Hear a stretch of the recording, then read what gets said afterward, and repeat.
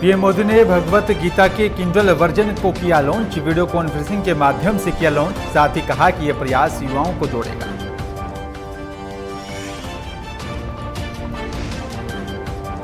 बंगाल में सियासी दंगल जारी। अस्पताल पहुंचे बीजेपी नेताओं से नहीं मिली सीएम ममता बनर्जी। ममता पर हुए हमले की शिकायत लेकर चुनाव आयोग पहुंचे टीएमसी नेता।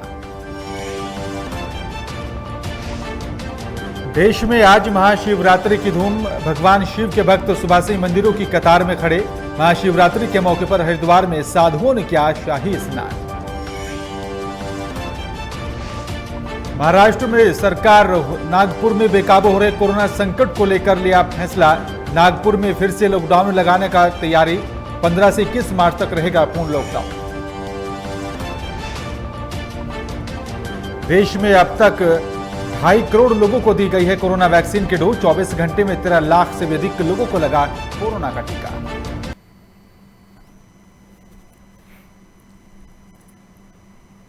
नमस्कार, मैं हूं बिलाल मलिक और आप देख रहे हैं लोकमंच। और बुलेटिन में सबसे पहले बात करेंगे बंगाल के इस वक्त की बड़ी खबर। आपको बंगाल से बता रहे हैं। बंगाल में सियासी दंगल लगातार जारी है। ममता पर हुए हमले पर मामला दर्ज किया गया। टीएमसी और साथ ही बीजेपी के प्रतिनिधि चुनाव आयोग से मिले। 14 मार्च तक चुनाव प्रचार नहीं करेंगी ममता बनर्जी। इस वक्त की बड़ी खबर आपको बंगाल से बता रहे हैं। आपको बता दें कि बंगाल में सियासी दंगल लगातार जारी है। ममता पर हुए हमले पर मामला दर्ज किया गया, क्योंकि इस पूरे मामले को लेकर शिकायत दर्ज करने की बात कही जा रही थी। जिस तरह से और ममता के साथ यहां पर यह हादसा हुआ, इस वक्त की बड़ी खबर आपको बंगाल से बता रहे हैं। और टीएमसी और साथ ही बीजेपी के प्रतिनिधि चुनाव आयोग से भी मिले। और आपको बता दें 14 मार्च तक चुनाव प्रचार नहीं करेंगी ममता बनर्जी।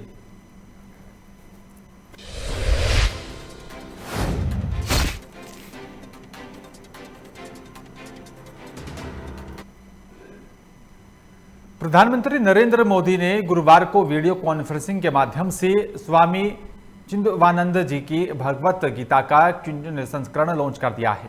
आपको बता दें कि पीएम मोदी ने इस कार्यक्रम को संबोधित भी किया और साथ ही उन्होंने कहा है कि आजकल युवाओं में ई बुक्स बहुत ही प्रसिद्ध होती जा रही है।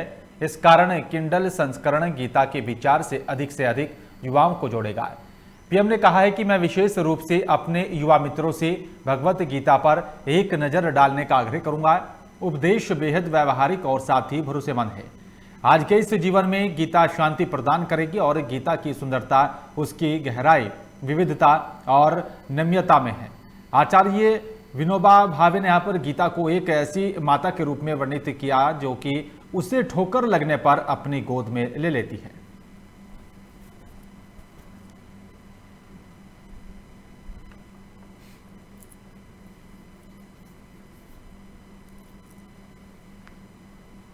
Tradition and technology have merged.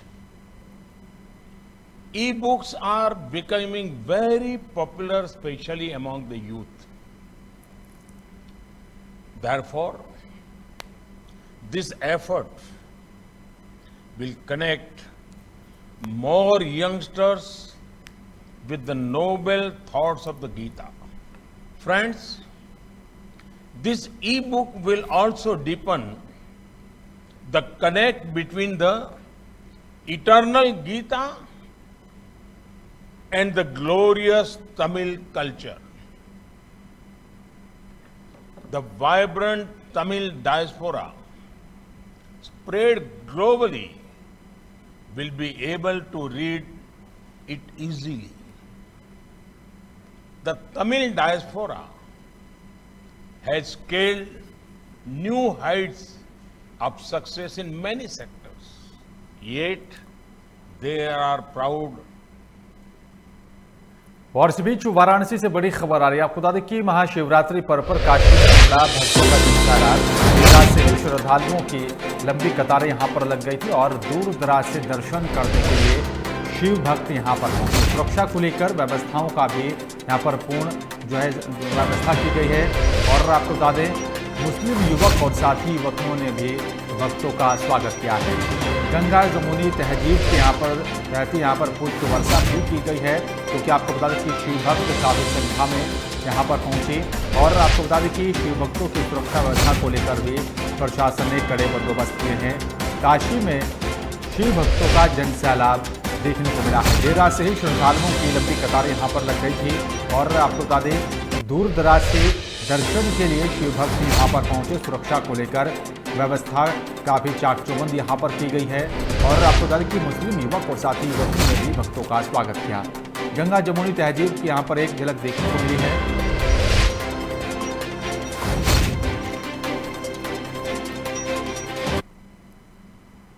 पश्चिम बंगाल की मुख्यमंत्री ममता बनर्जी की हालत अब स्थिर है और आपको बता दें कि नंदीग्राम में बुधवार शाम को कथित हमले के बाद बनर्जी ने सीने में दर्द और साथ ही सांस लेने में तकलीफ की शिकायत की थी और उन्हें कोलकाता के सरकारी SSKM अस्पताल में भर्ती कराया गया था। वहीं वरिष्ठ अधिकारियों ने गुरुवार सुबह नंदीग्राम में उस स्थल का भी दौरा किया जहां पर ममता बनर्जी पर विधानसभा चुनाव प्रचार के दौरान कथित रूप से हमला किया गया था। ममता बनर्जी से मिलने SSKM अस्पताल पहुंचे बीजेपी नेता तथा कथित यहाँ पर बता दें कि राय ने भी बताया कि वो ममता बनर्जी से मिलना चाहते थे लेकिन मिल नहीं पाए। ऐसा इसलिए क्योंकि यहाँ पर अभी उनसे मिलने की सलाह नहीं दी गई है और उन्होंने आगे कहा है कि हमने यहाँ पर अरूप विश्वास से मुलाकात की और साथ ही ममता बनर्जी को शुभकामनाएं देने के लिए कहा है। और इसके अलावा भारतीय जनता पार्टी ने भी घटना की फुटेज सार्वजनिक करने की मांग की है।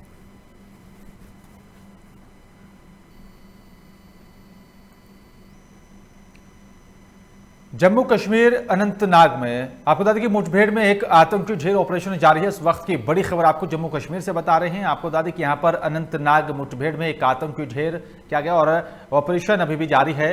सुरक्षा बलों और साथ ही आतंकियों के बीच यह मुठभेड़ हो रही है। 2 आतंकियों के घिरे होने की आशंका थी। ऑपरेशन को सुरक्षा बलों की संयुक्त टीम ने अंजाम दिया और जो अभी भी यहाँ पर जो है अभी भी मुठभेड़ जारी है। इस वक्त की बड़ी खबर आपको जम्मू कश्मीर से बता रहे हैं। अनंतनाग मुठभेड़ में एक आतंकी को ढेर कर दिया गया। ऑपरेशन जारी है। सुरक्षा बलों और साथ ही आतंकियों के बीच ये मुठभेड़ चल रही है। 2 आतंकियों के घिरे होने की आशंका है और साथ ही आपको बता दें कि ऑपरेशन को सुरक्षा बलों की संयुक्त टीम अंजाम दे रही है।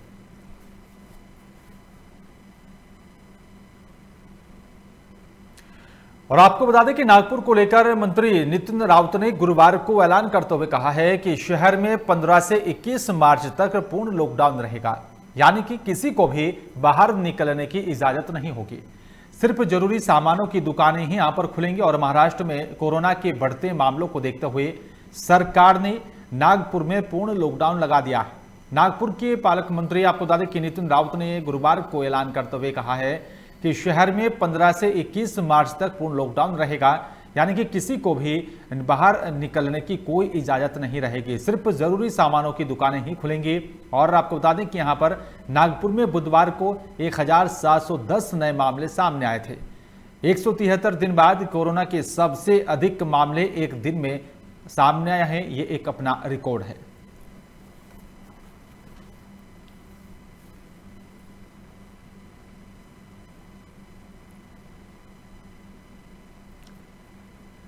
और इस बीच पंजाब से बड़ी खबर आ रही है। आपको बता दें कि जालंधर में भी स्लम एरिया में लगी भीषण आग। जानकारी मिलते ही दमकल की गाड़ियां मौके पर पहुंची। कड़ी मशक्कत के बाद आग पर काबू पाया गया है। आग में लगभग 50 झुग्गियां जलकर राख हो गई हैं। सिलेंडर के फटने से यह भीषण आग लगी है, इस तरह का अनुमान लगाया जा रहा है। मौके पर पहुंची जो है पुलिस जांच पड़ताल में जुट गई है। इस वक्त की बड़ी खबर आपको पंजाब से बता रहे हैं, जहां पर जालंधर में स्लम एरिया में भीषण आग लगी है। जानकारी मिलते ही दमकल की कई गाड़ियां मौके पर पहुंची। कड़ी मशक्कत के बाद आग पर काबू पाया गया है। आग में लगभग 50 झुग्गियां जलकर राख हो गई है। सिलेंडर के फटने से यह भीषण आग लगी है और मौके पर सूचना पाते ही पुलिस भी पहुंची और इस पूरे मामले को लेकर जांच पड़ताल में भी जुट गई है।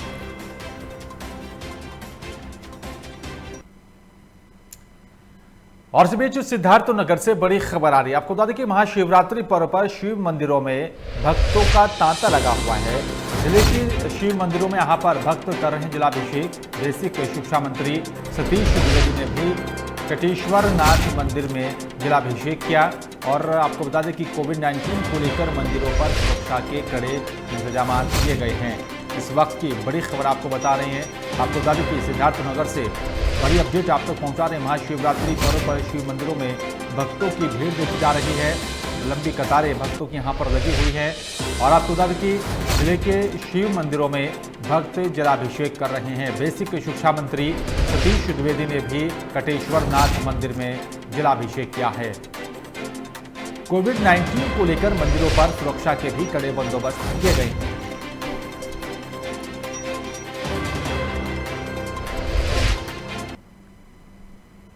जालौन के कौंच नगर में महाशिवरात्रि के पावन अवसर पर पूरा नगर बम बम बोले की उद्घोष से गूंज उठा है।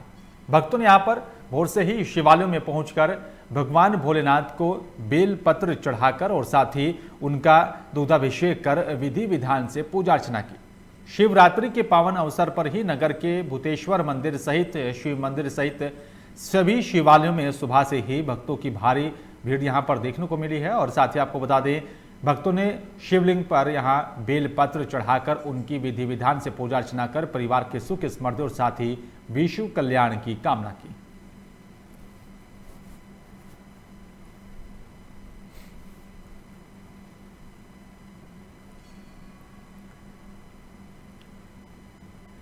और इसी बीच कन्नौज से बड़ी खबर आ रही है। आपको बता दें कि हर्षोल्लास के साथ मनाई जा रही है महाशिवरात्रि। मंदिरों में श्रद्धालुओं का तांता लगा हुआ है। बाबा गौरीशंकर मंदिर में भक्तों ने मांगी अपनी मुरादी और जिला प्रशासन ने सुरक्षा के कड़े बंदोबस्त यहां पर किए हैं, क्योंकि काफ़ी संख्या में जिस तरह से भीड़ श्रद्धालुओं की शिव मंदिरों में देखने को मिली। और आपको बता दें कि कोविड-19 का भी यहां पर ख्याल रखा जा रहा है और तमाम सुरक्षा व्यवस्था को लेकर भी अगर बात की जाए तो प्रशासन सतर्क नजर आया। और आपको बता दें कि हर्षोल्लास के साथ महाशिवरात्रि का पर्व मनाया जा रहा है। मंदिरों में श्रद्धालुओं का तांता लगा हुआ है, बड़ी लंबी कतारें लगी हुई हैं। बाबा गौरीशंकर मंदिर में भक्तों ने अपनी मुरादें पूरी करने की भगवान शिव से प्रार्थना की। जिला प्रशासन ने सुरक्षा के यहाँ पर जो है पुख्ता इंतजाम किए हैं।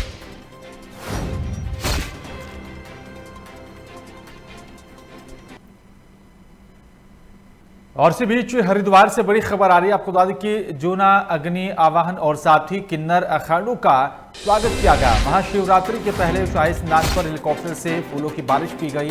हजारों की संख्या में नागा सन्यासियों ने यहां पर जो है स्नान किया और लाखों की संख्या में धर्मनगरी पहुंचे श्रद्धालु।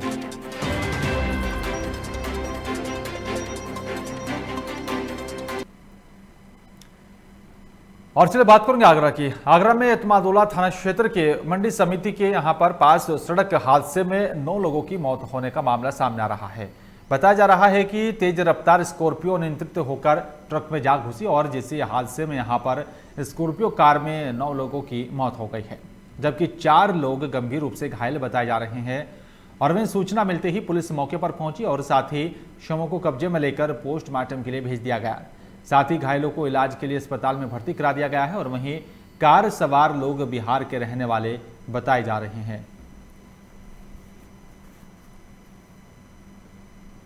जो कि झारखंड नंबर की है और एक ट्रॉला जो स्कॉर्पियो अपने साइड से डिवाइडर को क्रॉस करके दूसरी साइड आई है, ट्रॉला से टकराई है।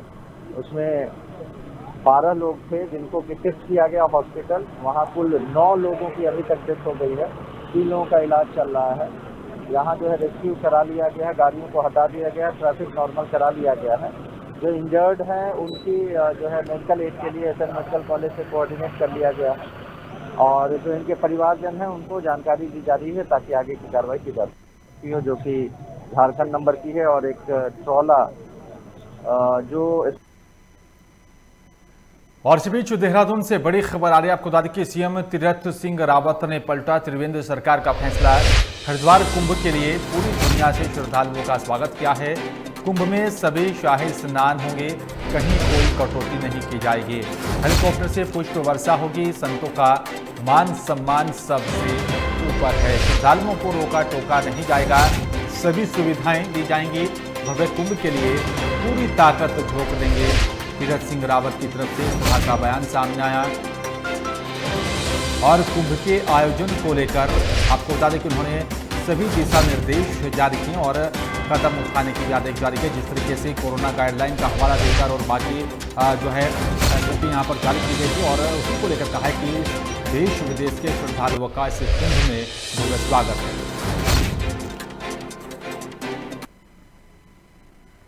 आगरा में जिला मुख्यालय पर एक अधिवक्ता पर हमले का मामला सामने आ रहा है और जिसमें यहां पर अधिवक्ता को गंभीर चोटें आई हैं। सूचना पर पहुंची पुलिस ने अधिवक्ता को इलाज के लिए अस्पताल में भर्ती करा दिया है और साथ ही मामले की जांच पड़ताल भी शुरू कर दी गई है। आपको बता दें, बेखौफ दर्जन भर दबंगों ने जिला मुख्यालय पर पहुंचकर अधिवक्ता के साथ जमकर मारपीट की और जिसमें यहां पर अधिवक्ता गंभीर रूप से जो घायल हो गया था और साथ ही आपको बता दें कि वहीं जिला मुख्यालय पर अधिवक्ता पर हुए हमले से पुलिस के सुरक्षा व्यवस्था को लेकर भी सवाल खड़े हुए हैं। एक छोटे से काम के लिए एसएसपी ऑफिस जाना था, वहीं रास्ते में ये कम से कम 8 लोगों ने पकड़ा है, जिसमें से लाला गौतम उर्फ बैव गौतम है, दर्श गौतम है, उनका एक चाचा है और चाचा नामालूम लोग हैं, अमन गौतम है। इन लोगों ने मारा है, मारपीट करी है, पूरा सिर फाड़ दिया है और पूरे हाथ पैर उनके तोड़ दिए हैं। कम से कम डंडों से उनसे मारपीट करी है उनके साथ। देखिए, आपसी रंजिश को लेके राहुल उपाध्याय नाम के एक व्यक्ति पे करीबन 4-6 लोगों ने और कुछ उनकी हाथापाई हुई है। यहाँ पे उनको तत्काल जो है इलाज के लिए हॉस्पिटल भेजा गया है, उनका मेडिकल भी कराया गया है। सिंपल इंजरी उनको आई है। यहाँ पे जो भी व्यक्ति इसमें शामिल है, सीसीटीवी फुटेज से हम लोगों को पता चले, कुछ लोगों के नाम भी आए हैं क्योंकि उनके खिलाफ मुकदमा पंजीकृत करके और इसी बीच लखनऊ से बड़ी खबर आ रही है। आपको बता दें कि देर रात व्यापारी के घर को चोरों ने अपना निशाना बनाया है। होमगार्ड से मारपीट कर बाथरूम में किया बंद। व्यापारी ने घर के नौकर पर ही चोरी करने का आरोप लगाया। चोरी की पूरी घटना सीसीटीवी कैमरे में कैद हो गई है। अलीगंज थाना क्षेत्र के सेक्टर बी का यह पूरा मामला बताया जा रहा है, जहां पर एक व्यापारी के घर में चोरों ने चोरी की घटना को अंजाम दिया है। लखनऊ में लगातार इस तरह की घटनाएं लगातार बढ़ रही हैं। चोर लगातार बेखौफ होकर चोरी की घटनाओं को अंजाम दे रहे हैं। लखनऊ से सुरक्षा व्यवस्था का एक बड़ा जो है ये सवाल निकलकर सामने आ रहा है कि अगर राजधानी में इस तरह से लगातार चोरी की घटनाएं सामने आ रही हैं तो बाकी और इलाकों में क्या हालात होंगे। देर रात व्यापारी के घर चोरों ने अपनी यहाँ पर जो है इस चोरी की घटना को अंजाम दिया। होमगार्ड से मारपीट कर बाथरूम में बंद कर दिया था। व्यापारी ने घर के नौकर पर ही चोरी का आरोप लगाया है और चोरी की पूरी घटना सीसीटीवी कैमरे में कैद हो गई है। अलीगंज थाना क्षेत्र के सेक्टर बी का ये पूरा मामला बताया जा रहा है, जहां पर एक व्यापारी के घर में चोरी की घटना को अंजाम दिया गया। अलीगढ़ में खैर कोतवाली क्षेत्र के गांव बरका में दबंगों के हौसले लगातार बुलंद नजर आ रहे हैं और साथ ही आपको बता दें, यहां पर दबंगों ने घर में घुसकर बुजुर्ग और साथ ही एक युवती पर लाठी डंडों से हमला कर दिया। वहीं मारपीट का वीडियो सोशल मीडिया पर जमकर वायरल हो रहा है। तस्वीरों में आप साफ तौर पर देख सकते हैं कि यहां पर किस तरह से ये दबंग लोग घर में घुसकर लाठी डंडों से परिवार के लोगों पर हमला कर रहे हैं, जिसका वीडियो वहां पर मौजूद कुछ लोगों ने अपने कैमरे में कैद कर लिया और साथ ही सोशल मीडिया पर वायरल कर दिया।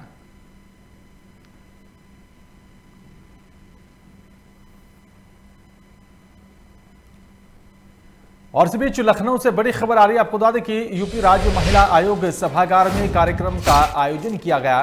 कार्यक्रम में 11 महिला उद्यमियों को सम्मानित किया गया। मंत्री स्वाति सिंह और साथ ही महिला आयोग की अध्यक्ष ने यहां पर इन सभी महिलाओं को सम्मानित किया। कार्यक्रम में भारी संख्या में महिलाएं उपस्थित रही। इस वक्त की बड़ी खबर आपको लखनऊ से बता रहे हैं। आपको बता दें कि उत्तर प्रदेश राज्य महिला आयोग सभागार में कार्यक्रम का आयोजन किया गया। कार्यक्रम में 11 महिलाओं को यहां पर जो है सम्मानित किया गया। मंत्री स्वाति सिंह और साथ ही महिला आयोग की अध्यक्ष ने जो है सम्मानित किया है। कार्यक्रम में भारी संख्या में महिलाएं उपस्थित रहीं। देखिए, इन्हें महिला उद्यमी के साथ साथ अगर ये कहेंगे कि महिला सशक्तिकरण के जो प्रतीक हैं, आज मैंने उनको सम्मानित किया है और वो स्वयं ही सशक्त नहीं हुई। उन्होंने अपने साथ 40-50 महिलाओं से लेकर 500 महिलाओं को वो सशक्त बना रही है और 500 महिलाओं का मतलब है 500 घर चला रही हैं। ये अपने आप में बहुत बड़ी बात है और मुझे लगता है कि जब एक नारी किसी बात को तय कर लेती है, उसका निर्णय ले लेती है, तो उसे सिद्ध करके भी दिखाती है। लोधेश्वर धाम बाराबंकी के लिए करोड़ों कांवड़ियों का जत्था उन्नाव की पावन नगरी परियर जानकी धाम के गंगा तट से गंगा जल भरकर पैदल और साथ ही निजी वाहनों से जाते हैं। वहीं लोधेश्वर धाम से कुछ ही दूरी पर समुद्र मंथन से यहां पर प्रकट हुए पारिजात ब्रज की यहां पर एक अपनी अलग मान्यता है। लोधेश्वर धाम में गंगा जल चढ़ाने के बाद कांवड़ यात्री सरयू स्नान कर उनका जल भी लोधेश्वर मंदिर में लाकर चढ़ाते हैं। और वहीं उन्नाव में महाशिवरात्रि के अवसर पर कांवड़ यात्रियों से यहां पर लोकमंच ने खास बातचीत की। क्या कुछ कहा उन्होंने, आइए आपको सुनाते हैं। देवादिदेव महादेवा भोलेनाथ का जो नाम तो वही सुर्खियों में रहता है। ये कहने के सबके मालिक हैं देवादिदेव महादेवा भोलेनाथ का जो कांवड़ यात्रा महाशिवरात्रि का अवसर पर प्रारंभ होता है। करोड़ों का जत्था परियर उन्नाव से लखनऊ होते हुए बाराबंकी जनपद पहुंचता है बाबा लोधेश्वर धाम में, जो कि हमारे साथ कुछ कांवड़िए हैं। उनसे हम जानना चाहेंगे कि आखिर उनका वहाँ जाने का महत्व क्या होता है। पहला बम बोले हम लोधेश्वर उन्नाव जिले से आ रहे हैं। हम लोधेश्वर धाम जा रहे हैं। आखिर क्या महत्व वहाँ का? वहाँ का प्रतिष्ठा पावन धाम है। 9 साल से लगातार रहे हैं। तो ये कभी पैदल भी किया जाता है आप लोग? नहीं सर, पैदल तो नहीं गए हम लोग ट्रैक्टर से अपने करते हैं यहाँ। लोधेश्वर का महत्व कितना है आपकी ज़िंदगी में? क्या मान्यता है वहाँ की? बहुत बड़ा है, बहुत संतुष्टि मिलती है वहाँ की।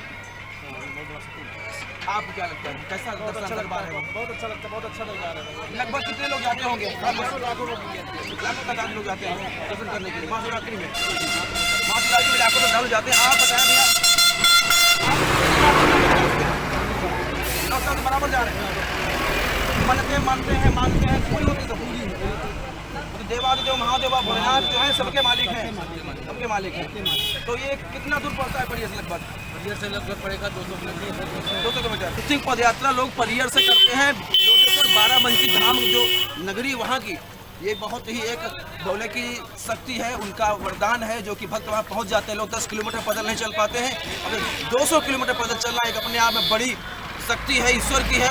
और इस तरह की व्यवस्थाएँ की जाती है उनके खान पान के लिए।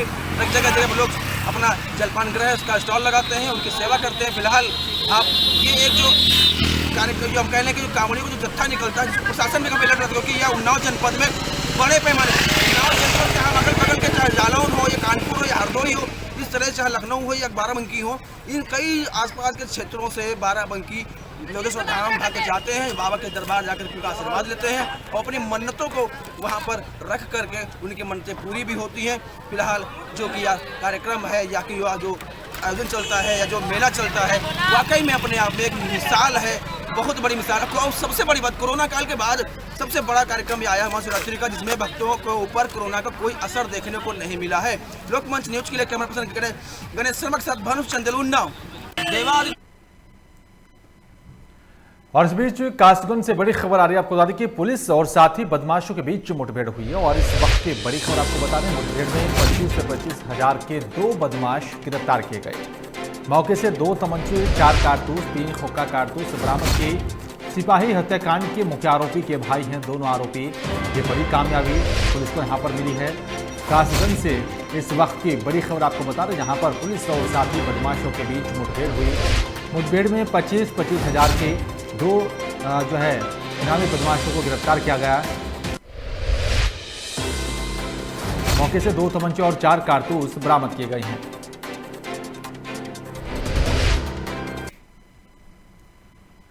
साहिबगंज उपायुक्त के निर्देश पर जिला खनन टास्क फोर्स ने तालझारी प्रखंड के गदवा पहाड़ पर छापेमार कार्रवाई की। छापेमारी के दौरान टास्क फोर्स ने यहां पर अवैध रूप से संचालित 3 क्रशर को भी पूरी तरह से ध्वस्त कर दिया। और साथ ही आपको बता दें, अवैध खदानों पर भी लगाम लगाने के लिए सील करने की कार्रवाई को अंजाम दिया। राजमहल एसडीओ हरिवंश पंडित और साथ ही राजमहल एसडीपीओ अरविंद कुमार की टीम ने यह बड़ी कार्रवाई को अंजाम दिया। इस कार्रवाई के दौरान जिला खनन पदाधिकारी ने यहाँ पर सभी अवैध क्रशरों को भी ध्वस्त करने की यहाँ पर कार्रवाई की। और वहीं से कार्रवाई से अवैध खदानों के खिलाफ भविष्य में भी बड़ी कार्रवाई का संकेत मिला है। आपको बता दें कि एक दिन पहले यहाँ पर तालझारी थाना क्षेत्र के गदवा पहाड़ पर अवैध खनन के दौरान एक मजदूर की मौत हो गई थी, जिसे गुप्त तरीके से यहाँ पर गंभीर हालत में इलाज के लिए मालदा ले जाया जा रहा था, लेकिन मजदूर की रास्ते में ही मौत हो गई थी। ज्ञान में लिया था कि यहाँ पे 3 क्रेशर अवस्थित है, तीनों का कोई कागजात नहीं दिखाया गया। तो इस तरह से ये साफ प्रतीत होता है कि अवैध रूप से क्रेशर का संचालन कर रहे थे, जो अगल बगल के अवैध पत्थर का भी उपयोग कर रहे थे। अतः तीनों क्रेशर को ध्वस्त कर दिया गया है। इनके विरुद्ध कानूनी कार्रवाई की गई। इसमें एक अमित यादव है, दूसरा शंकर घोष का नाम बताया गया है और एक अनिल कुमार मंडल। शमशेर खान की मृत्यु गदवा पहाड़ में उत्खनन के दौरान रस्सी से लटक कर उत्खनन कर रहा था, जिसके दौरान उसकी मृत्यु हुई है। उस खदान के जो मालिक हैं उसके ऊपर प्राथमिकी दर्ज की जा रही है और कार्रवाई की जा रही है। खदान किनका है सर? खदान अनिल मंडल। और इस बीच कन्नौज से बड़ी खबर आ रही है। आपको बता दें कि उमरदा क्षेत्र में पीएम आवास योजना में भ्रष्टाचार का मामला सामने आ रहा है। जिला अधिकारी राकेश कुमार मिश्रा ने मामले का संज्ञान लिया। जांच में 50 लाभार्थी अपात्र पाए जाने पर सचिव अश्विनी कुमार को निलंबित कर दिया गया। 15 दिन के अंदर अपात्रों से धनराशि रिकवर करने के भी निर्देश यहां पर जारी किए। आपको इस वक्त की बड़ी खबर बता रहे हैं कन्नौज से, जहां पर उमरदा क्षेत्र में पीएम आवास योजना में भ्रष्टाचार का मामला सामने आ रहा है। जिला अधिकारी राकेश कुमार मिश्रा ने मामले का संज्ञान लिया और जांच में 50 लाभार्थी अपात्र यहां पर आपको बता दें कि अपात्र पाए जाने पर सचिव अश्विनी कुमार को निलंबित कर दिया गया। 15 दिन के अंदर अपात्रों से धनराशि को वसूलने के भी निर्देश यहां पर जारी किए गए हैं। हरदोई कोतवाली मल्लामा क्षेत्र में गेस्ट हाउस के चौकीदार की धारदार हथियार से हत्या करने का मामला सामने आ रहा है और बताया जा रहा है कि यहां पर मल्लामा थाना क्षेत्र के नया गांव के पास उत्सव गेस्ट हाउस के चौकीदार की हत्या से पूरे इलाके में सनसनी फैल गई। वहीं सूचना मिलते ही मौके पर पुलिस और साथ ही फोरेंसिक टीम भी पहुंची और साथ ही शव को कब्जे में लेकर पोस्टमार्टम के लिए भेज दिया गया और जांच पड़ताल शुरू कर दी गई है। वहीं पुलिस ने मृतक के बेटे की तहरीर पर अज्ञात लोगों के खिलाफ मुकदमा दर्ज कर लिया है और साथ ही आरोपियों को पकड़ने के लिए जांच पड़ताल की जा रही है। रात को करीब 3 बजे जो उसमें चौकीदार रहता है उसका हत्या हो गई है, कर दी गई है किसी अज्ञात व्यक्तियों के द्वारा। ये जानकारी हमको 100 नंबर के सिपाही ने दी, तब हमने जाके देखा कि वो वहाँ मृत पड़े हुए थे और मैं बच्चा।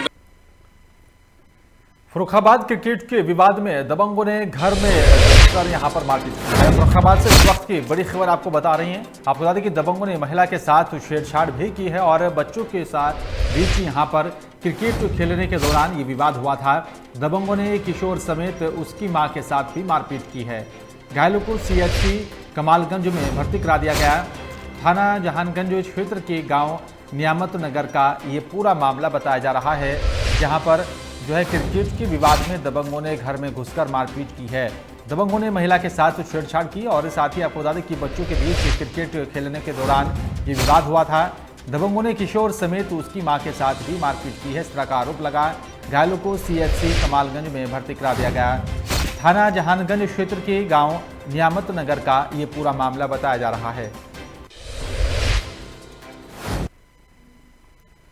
और पूर्णिया के 2 दिवसीय दौरे पर कटिहार पहुंचे डिप्टी सीएम तारकिशोर प्रसाद और आपको बता दें कि वहीं डिप्टी सीएम ने ममता बनर्जी के ऊपर हुए हमले और साथ ही जांच को लेकर भी कहा है कि कार्रवाई होनी चाहिए और मैं घटना की निंदा करता हूं। और साथ ही उन्होंने यहां पर कहा है कि जिन पर हमला हुआ वो अगर लिखकर देंगी कि यहां पर सीबीआई जांच होनी चाहिए तो फिर पश्चिम बंगाल की राज्य सरकार उसको देखेगी। अब देखिए, ममता बनर्जी पर हमला हुआ है तो ममता बनर्जी के नेतृत्व में वहाँ पश्चिम बंगाल की सरकार चल रही है, उस पर कार्रवाई होनी चाहिए और मैं इसकी निंदा करता हूँ। जहाँ तक सीबीआई जांच की बात है तो जिन पर हमला हुआ है वो अगर लिख कर देंगे कि सीबीआई जांच होना चाहिए तो फिर पश्चिम बंगाल की राज्य सरकार उसको देखेगी। और फिलहाल इस बुलेटिन में मेरे साथ सिर्फ इतना ही। बाकी तमाम खबरों के लिए आप देखते रहिए लोकमंच। नमस्कार।